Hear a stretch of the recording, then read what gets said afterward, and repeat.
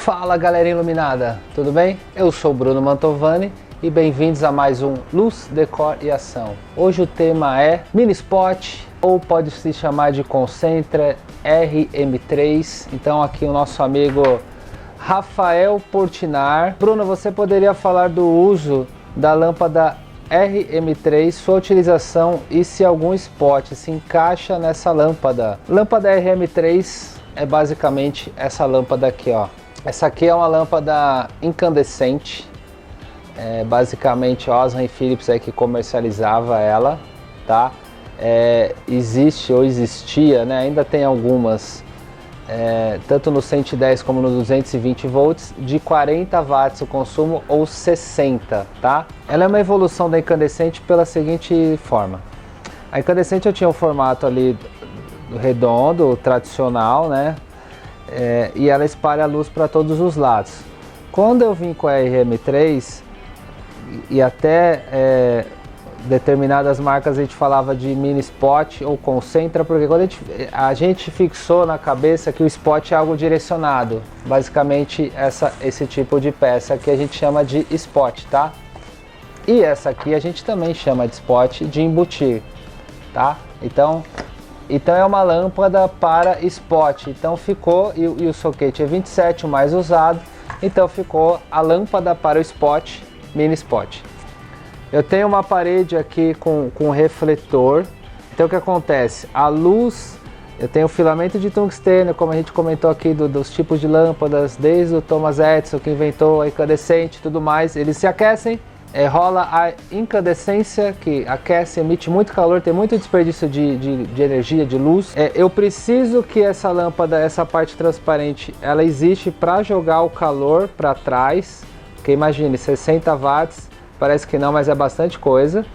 E aí ela vem, e aí na hora que eu tenho essa parede aqui, né, essa parede cromada, ele concentra o facho de luz, e aí aqui eu tenho uma semi-transparência, né, um fosquinho, e eu saio essa luz com esse facho de luz, tá? Então é uma lâmpada barata, incandescente e que ela já tinha um pouco de técnica. É uma iluminação, quando a gente fala em luminotécnica, de candelas, que é essa questão do facho de luz que nós vimos em par 20, de Croica, em AR, quando você vai fazer o cálculo para o facho, tá? E aí depois tinha umas coisas mais chinesas, assim, que com cores, né? Verde, essa aqui é uma amarela, vermelha, azul, então essas paradas mais coloridas, só a título de curiosidade, tá? Existe ela hoje na versão em LED, basicamente é esse formato, ele é pouco usado, confesso a vocês. Onde está esse formatinho, ele é basicamente o bulbo do LED, esse acrílico, mas nesse formato. Então a bulbo, o que acontece? Ela espalha para todos os lados como a incandescente tradicional. Espalha menos para trás por conta que tem essa questão do driverzinho, mas com a mini spot ou a RM3 eu tenho esse foco. O que acontece? As bulbos, par 20, os LEDs estão cada vez mais populares. Está equalizando qualidade, o preço abaixando, duração do LED e toda essa junção de fatores fez com que o LED tenha um custo acessível para as lâmpadas.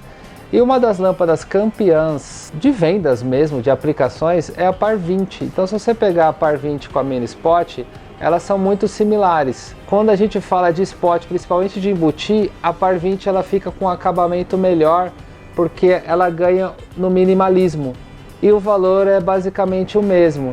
E eu tenho mais opções de angulação na par 20, ângulo fechado, ângulo aberto, IRC 95, IRC 98, então eu tenho propriedades maiores na par 20 e características de qualidade mesmo, de reprodução de cor, durabilidade. E na mini spot ela ficou uma lâmpada que seria uma evolução da bulbo, como se fosse a incandescente, as versões mais baratas do LED, tá? Apesar da par 20 ter uma questão... A par 20, ela tem as mais básicas, que eu tenho uma reprodução ali de 80, um IRC 80, e eu tenho outras mais técnicas. Então a par 20 ela tem uma variação de valores, mas se eu pegar a par 20 mais básica, tá bem equivalente, tá?